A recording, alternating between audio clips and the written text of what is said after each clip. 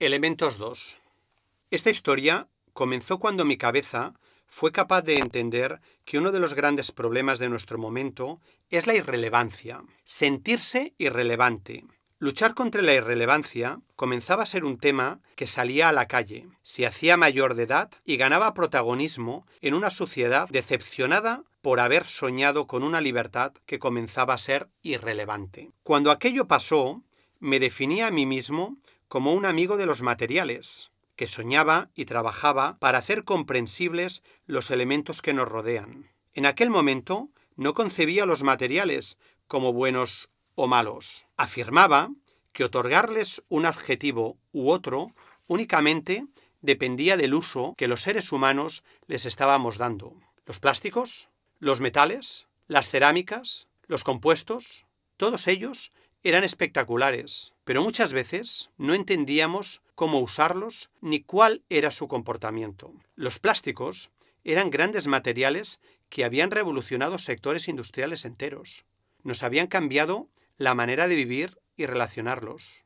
Habían democratizado la tecnología y, sin embargo, solo se hablaba mal de ellos. Yo lamentaba que la ciudadanía hubiese cedido la soberanía de materiales a las grandes empresas y hablaba de la necesidad de la trazabilidad de los productos para hacer efectiva la economía circular de la que se comenzaban a escuchar sus bondades. Yo creía en la bondad de los materiales, no solo de unos, sino de todos. Esto sucedía en un contexto en el que un nuevo tipo de materiales se abría camino. La de los materiales grafénicos no sería la revolución de unos pocos, me decía. Sería la revolución de la transformación social, la revolución de lo básico, de lo sencillo, de lo fácil, la revolución de todos, la revolución del elemento de la vida y, por tanto, la revolución de la vida. En un mundo tecnológico, la vida se convertía en la revolución. Realmente, los materiales grafénicos me atraparon y comenzaron a mostrarme y enseñarme un mundo diferente, a proyectar en mí una experiencia vivida que poco a poco se iba ordenando, a la vez que daba respuesta a las miles de preguntas que surgían. Todo comenzaba y giraba en torno al concepto irrelevancia, por lo que decidí aprender un poco de aquel concepto y leí. Como irrelevante, designamos aquello que tiene poca o ninguna importancia, que es mínimo o insignificante, o que no tiene relevancia alguna. Irrelevante significa lo que no es relevante, lo que no sobresale o no se destaca, lo que no es importante. ¿Qué hacía que hubiese cosas, hechos, acciones o personas más o menos irrelevantes? ¿Qué? ¿Cómo? ¿Por qué? ¿Quién hace que algo sea relevante o irrelevante? ¿Las cosas son igual o no de irrelevantes para todos, en todos los momentos y en todos los contextos?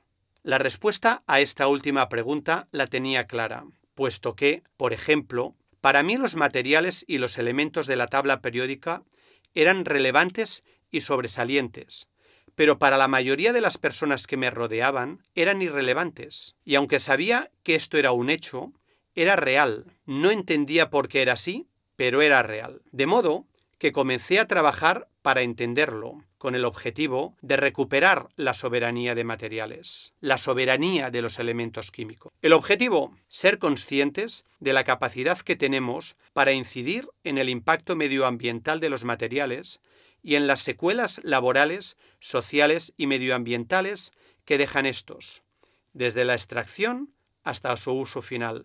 Los desechos de hoy deben ser las materias primas de hoy, no del mañana, de hoy. Entendí que ahora la mina no estaba debajo de una montaña, no estaba en el interior de la tierra, estaba en el vertedero, en el lugar donde tiramos la basura. Se dice que para proyectar el futuro debemos controlar el pasado. Por ello, miré hacia atrás y observé cómo hacía mucho tiempo los materiales y los elementos habían sido relevantes. En el siglo IV a.C., el filósofo Demócrito llamó átomo a aquello que no se puede dividir. El griego Empédocles propuso que el universo estaría compuesto por 4 elementos básicos: tierra, fuego, aire y agua. Aristóteles en el siglo III a.C., añadió el elemento éter, también llamado quinta esencia, para explicar de qué estaban hechos el cielo y las estrellas.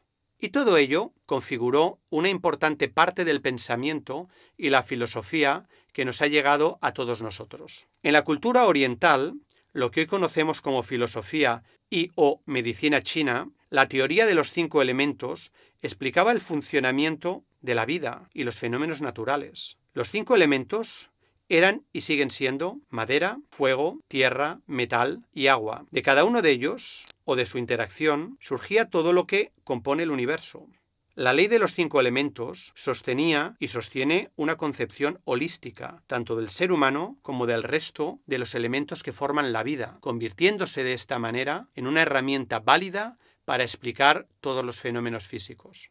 Entendí también cómo en la Edad Media los materiales eran fundamentales para la sociedad. La sociedad estaba empoderada de los materiales. La sociedad sabía de metales y, por tanto, de cobre, bronce, de acero. También sabía qué herreros trabajaban este último con calidad. Sabía de cerámica y cuáles eran las mejores ánforas, vasijas y botijos. La sociedad también sabía de polímeros y se construían barcos con polímeros naturales y se vestían también con ellos, sabiendo discernir entre diferentes calidades. Sabía de materiales compuestos y con ellos realizaban piezas modulares que abrían un camino al diseño de espacios habitables. Las personas tenían capacidad de decidir con base a su conocimiento, porque los materiales eran relevantes, eran sobresalientes. En aquella época, los alquimistas se centraron en la transmutación o transformación de un metal en otro, dando fuerza al concepto de piedra filosofal que aún hoy sigue estando presente en nuestro lenguaje cotidiano. Esta obsesión por tener al oro como objetivo duró hasta el siglo XVII, cuando el alquimista Hemingbrand, intentando obtener oro a partir de la orina, nos dejó accidentalmente la primera descripción detallada de la obtención de un elemento químico, el fósforo. En los años de la Revolución Industrial se descubrieron la mayoría de los elementos químicos conocidos a día de hoy y apareció la necesidad de ordenar y clasificar. Cada elemento se representaría con la primera letra de su nombre latino y si más de un elemento comenzaba por la misma letra, se incluiría la segunda o la tercera. Se creó el código y con el código llegó Dmitri Ivanovich Mendeleev y creó la tabla periódica de la que disponemos y disfrutamos actualmente. Y con ella lo que llamaríamos, en otro ámbito, el abecedario, y predijo qué elementos aún no habían sido descubiertos. Fruto de un sueño, la tabla periódica nos mostró los elementos básicos de un nuevo lenguaje que, después de toda una historia, llegaba a su mayoría de edad con mucha ilusión. ¿Qué ha pasado desde que Mendeleev nos regalase el abecedario, la actual tabla periódica, para que los conceptos lenguaje, orden y relevancia se hayan convertido en un concepto o en el concepto irrelevancia? Vinieron a mi mente, una vez más, los materiales grafénicos, porque al grafeno se le comenzaba a llamar el material de Dios por sus superlativas e inverosímiles propiedades. Un material que no era nada más que átomos de carbono, el elemento de la vida, el elemento básico en nuestra piel, ligamentos, cartílago, e igual de básico en los árboles, arbustos y vegetales de todo tipo. Además, se podía obtener a partir de las minas de carbón grafito de los lapiceros. Ese material tan básico, con el que desde casi los 3 años dibujábamos en el colegio, ahora era el material de Dios, el material de una nueva revolución industrial y social. El material que podía dar sentido a toda una ya famosa economía circular. ¿Cómo entonces podían ser irrelevantes un elemento y un material como este? Y me refiero tanto al grafeno como al carbono. No lo entendía. No era capaz de salir del bucle que la palabra irrelevancia me generaba, así que cambia la pregunta. Comencé a reflexionar y me pregunté, ¿por qué ya no son tan importantes los elementos y los materiales para el cambio social como lo habían sido hasta ahora? Repito, ¿por qué ya no eran tan importantes los elementos y los materiales para el cambio social como lo habían sido hasta ahora? ¿Por qué no se estudian en la escuela? Me respondí a mí mismo. En el cole, cuando tienes 4 años, te enseñan el lenguaje de las letras, luego el de los números y también el de las notas musicales. Estas son las herramientas de comunicación que tenemos para relacionarnos y transformar el mundo. Mi pregunta fue, ¿por qué no nos enseñaban el lenguaje de los elementos químicos? Los elementos químicos, al final, impregnan todo lo que nos rodea, lo que pisamos, lo que vemos, lo que olemos, lo que tocamos, lo que vestimos. Se decía que la química, los materiales y los elementos químicos no se podían enseñar tan temprano, a esas edades de 3 años, de 4, de 5, porque son activos que no se ven, porque son abstractos. Se decía y se dice que son demasiado pequeños, que son difíciles de medir y que están a una escala que no es fácil explicar. Pero yo me preguntaba y me pregunto, ¿pero los números, las letras y las notas musicales? Tampoco son visibles. Son interpretaciones abstractas o simplemente identidades de algo que combinadas entre ellas generan ilusiones, ritmos, melodías, algoritmos, historias y mucho más. A estas identidades nos acercan desde pequeños de forma progresiva, con juegos y de forma didáctica. Contrariamente, la aproximación pedagógica a los elementos químicos, que podríamos decir que también son interpretaciones abstractas o identidades de algo que combinadas generan artefactos como la vida, el cuerpo, los árboles, los coches, los alimentos, llegaba demasiado tarde y sin herramientas para entender lo que realmente es importante: su capacidad de relación y generación de realidades diversas. Una aproximación poco o nada fundamentada en la experimentación y que en muchos casos alejaba a los alumnos del lenguaje de la materia y los materiales que daban forma al mundo que estaban viviendo, que daban lugar a la vida y a las reacciones que la caracterizan. Quizás, para entender la vida desde los elementos químicos, no era necesario empezar hablando de moles, orbitales, o valencias. Repito, quizás para entender la vida desde los elementos químicos no era necesario empezar hablando de moles, orbitales o valencias a los 12 o 14 años. Quizás era necesario empezar hablando de quiénes son, qué hacen, dónde viven, quién los desea, con quién se relacionan, y haciendo un símil con las letras de cuáles son las vocales, cuáles las consonantes, y cuáles las reglas ortográficas básicas de combinación. Siguiendo con este símil, me atrevería a decir que las vocales serían el hidrógeno, el hierro, el silicio, el carbono y el oxígeno. El hidrógeno, porque es el elemento que da sentido al concepto que tenemos de la energía. El carbono, porque es el elemento que da forma a la vida.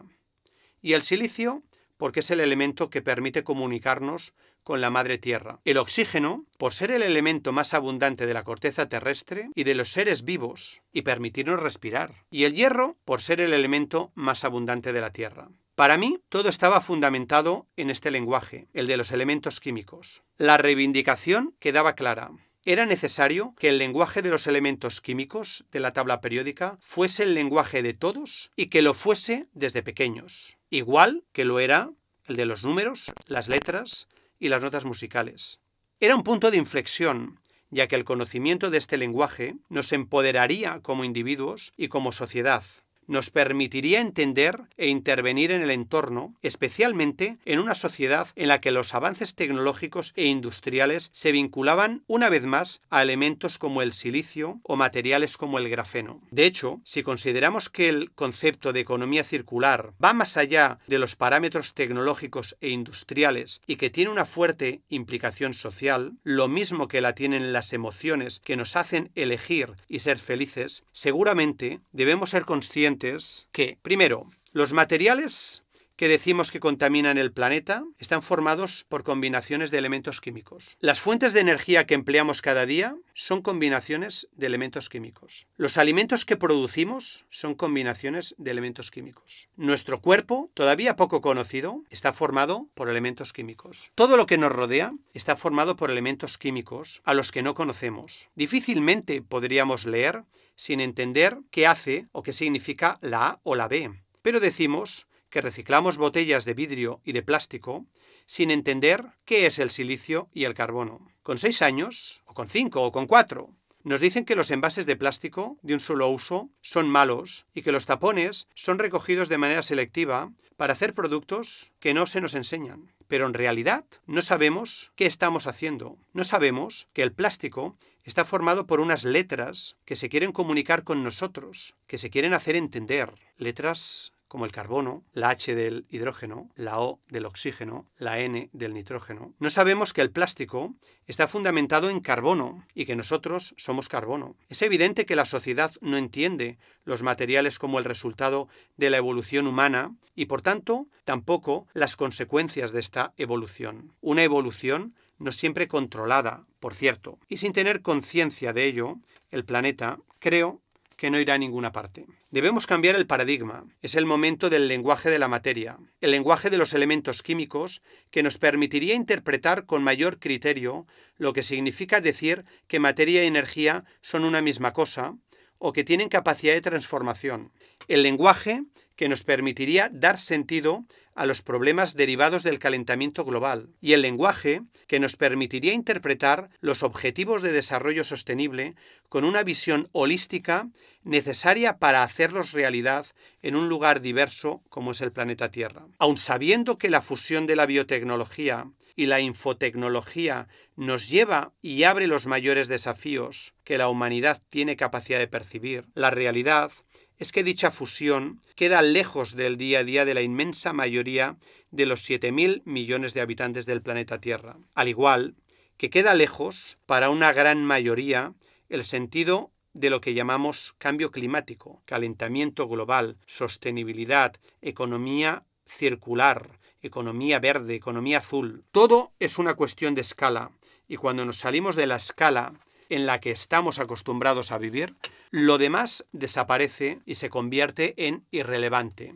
Y me pregunté, ¿quién o cómo se decide cuál es la escala en la que nos hemos de fijar en cada momento? Volví al origen y reflexioné sobre una frase que continuamente me repetía a mí mismo cuando me refería a los elementos químicos, como los elementos dan lugar a la vida y a las reacciones que la caracterizan. Y comencé a buscar. Leí una definición de vida que me llegó al corazón al mismo tiempo que me sorprendió. Era de NASA. NASA define la vida como una serie de reacciones químicas autosustentables que eventualmente entran en evolución darwiniana. Afiancé mis reflexiones y entendí, una vez más, la importancia de los elementos químicos y las reacciones que ellos generan al estar involucrados, tanto en una de las definiciones más controvertidas e inexactas como en el concepto de evolución darwiniana, que nunca me ha gustado. Según la definición de NASA, tuvo que haber una primera reacción que diera lugar a las siguientes, y por tanto, tuvo que producirse en estas reacciones lo que conocemos como continuidad. Si esta reacción inicial sucedió y se produjo la continuidad necesaria, solo era cuestión de tiempo para que se concatenaran una serie de reacciones químicas y comenzasen a competir entre ellas, como dice el concepto de evolución darwiniana y de continuidad, o bien a colaborar entre ellas, como consideraría que es mucho más interesante, quizás probable, y nos muestra el concepto de discontinuidad evolutiva. Pensaba por aquel entonces que la discontinuidad era más importante que la continuidad para interpretar la llamada evolución de las especies. Y hoy lo sigo pensando. Esa serie de reacciones químicas que comenzaron a competir y o colaborar es a lo que llamamos vida.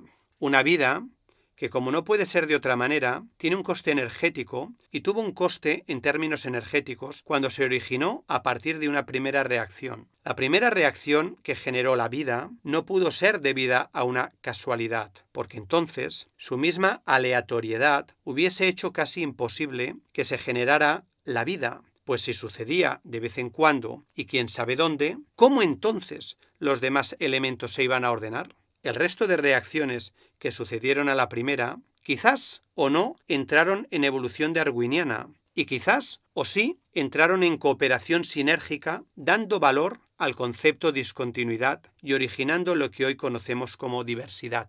El concepto de la supervivencia del más apto, la competitiva lucha de las especies por la fuerza, quizás nos ha hecho perder el significado de la necesaria cooperación inicial. Nos hemos decantado por el uso y abuso de nuestro entorno. de nuestros recursos, de nuestra materia y energía. El ser humano ha pasado a relacionarse con el reino animal, vegetal y mineral desde una posición de fuerza, desde una falta de conocimiento total y absoluto, desde una posición de poder y, por tanto, usando y abusando de ellos. Al mismo tiempo que el ser humano no es capaz de integrar el significado de las palabras colaboración y cooperación como palabras generatrices de nuestra vida.